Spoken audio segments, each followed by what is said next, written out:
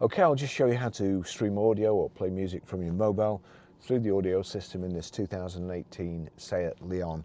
So, any screen, it's on phone at the moment. We go to music. On the music, if I click on a track, you see at the bottom there, it's got Seat BT 3156. Your choices are, just at this moment, iPhone or the Seat. The tick's next to the Seat. Anything you play on your phone, if this is set up properly, the audio will come through here. So I'm going to turn this down, over to the system, click on the home button there. Then we want media, click on media. Now I'll click play. This is on auxiliary at the moment, so you need to change it to BT. Sometimes you'll come to it and it'll go straight to BT, you don't have to do anything.